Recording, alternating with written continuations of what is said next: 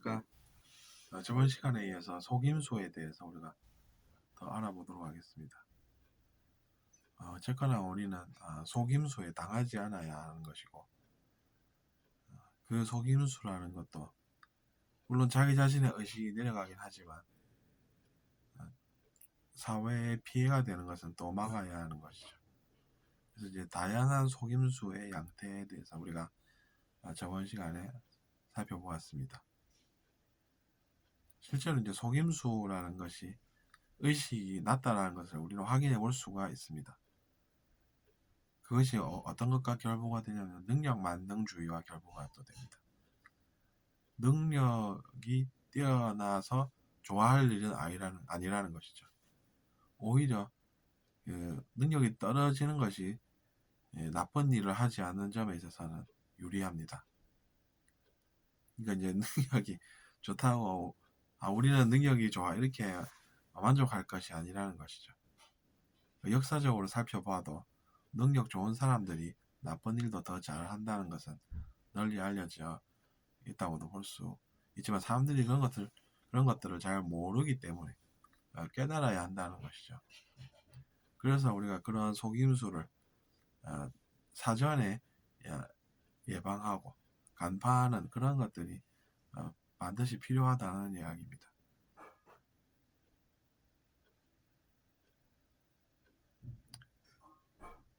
그래서 우리는 그런 노력을 하면서 살아야 그런 것들을 안 당한다는 교훈을 할 수 있습니다. 시간을 그냥 막 보내는 것도 자유의지긴 하지만 그것은 권유할 수는 없다라는 이야기입니다.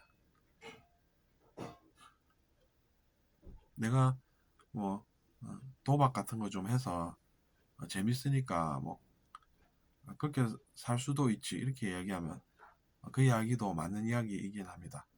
자기 자신도 자유의지가 있다라는 이야기죠. 하지만 이제 그것을 권유하지 않는 까닭은 그것이 그 사람의 인생에 어떤 영향을 주게 될지 우리는 보기 때문입니다. 내면에서 생긴 문제를 해결하지 못하고 그것을 다른 것으로 해결하려고 하는 그런 심리가 그 사람의 미래에 악영향을 끼치게 된다는 것이죠. 도박 열심히 해서 성공해서 행복하게 잘 살았다는 그런 이야기는 우리가 얼마나 들을 수 있을까요? 그것이 진리인 까닭은 그렇게 이제 시간과 노력을 투자하며 허무함이라는 결과가 따르고 또 그것이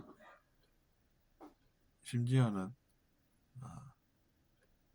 자기 자신의 집착을 더 크게 만들어서 주변 사람들까지 어렵게 하는 그 선택이 될 수 있기 때문입니다.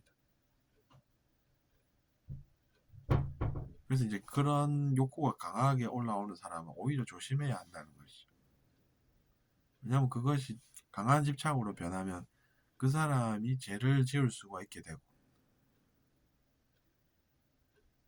그러면 그 사람이 사회에 세상에 해를 끼친 것인데 그것을 그 사람이 어떻게 갚겠습니까?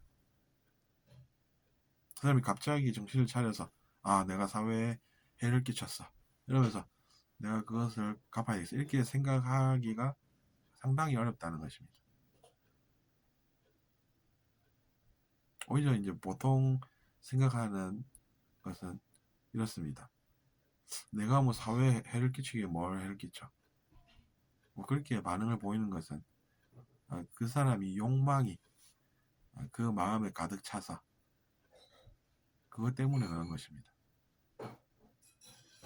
내가 내일 그거를 계속해서 또 큰 재미를 볼 수가 있겠지 라고 생각하면 그걸 못하게 된다는 것은 손해가 되기 때문에 오히려 이제 더 밀어내는 것이죠.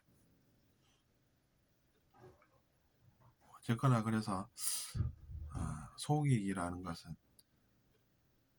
물론 우리가 속이면은 우리 인생에 도움이 안 된다는 것은 알아야 되겠지만 피해도 없어야 한다는 것은 모두 동의하실 줄로 믿습니다.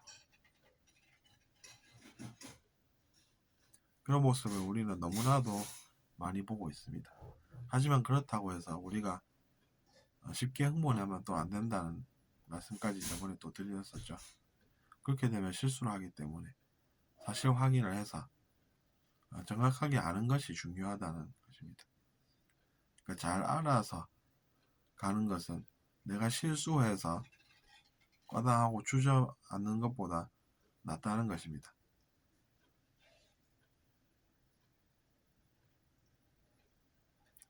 그래서 이제 그런 것도 우리가 지혜 중 하나로 키워볼 수가 있다는 것이죠.